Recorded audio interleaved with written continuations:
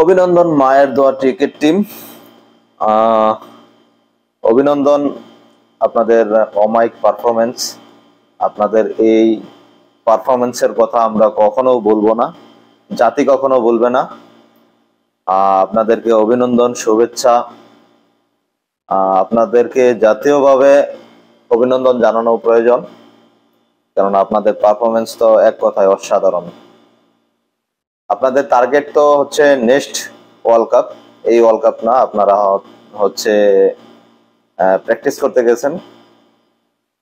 যাই হোক, শান্ত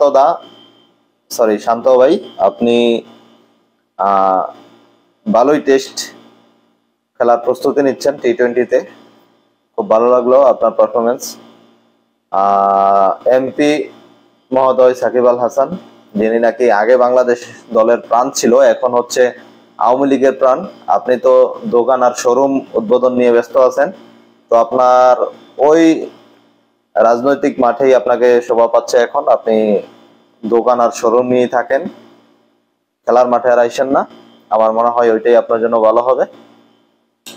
আর হচ্ছে লিটন দা, আপনার কথা তো কি বলবো, আপনি তো বিশ্ব রকেট গড়ে ফেলেছেন। খুব সুন্দর লাগলো। এত কষ্ট করে অনেক কিছু ম্যানেজ করে আপনাদের খেলা দেখতে হয়, দিন শেষে মানে আমাদের কষ্টটা থেকেই যায়। ঠিক আছে, আপনাদের এত সাপোর্ট করি, এত কিছু মন থেকে, তার বিন্দু পরিমাণ আপনারা তার প্রতিদান দেন না।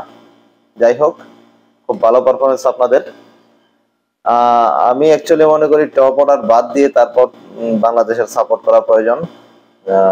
নাম্বার 5 থেকে, যেখানে নাকি তাওহিদ হৃদয় আছে, তারপর আছে মাহমুদুল্লাহ রিয়াদ, ওদের থেকেই শুরু করতে হয় বাংলাদেশ ক্রিকেট টিম মনে হচ্ছে। আর আপনারা তো মায়ের দোয়া ক্রিকেট টিম, আমরাও হচ্ছে মায়ের দোয়া সাপোর্টার, আপনাদেরকে বেহায়ের মতো সাপোর্ট করে যাচ্ছে সবসময়। খারাপ লাগলো তখনই যখন মাহমুদুল্লাহর সেই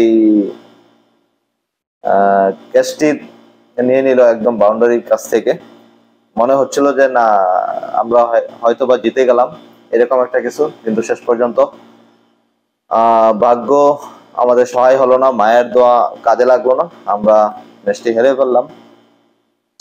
কিন্তু আপনাদের এই পারফরমেন্স, আপনার খুব খুশি। আপনাদের এই পারফরমেন্স যেন প্রতিটা ম্যাচে অব্যাহত থাকে, সেই কামনা করছি। ভালো থাকুন, আর এরকম দারুণ ম্যাচ আমাদেরকে উপহার দিবেন ইনশাআল্লাহ।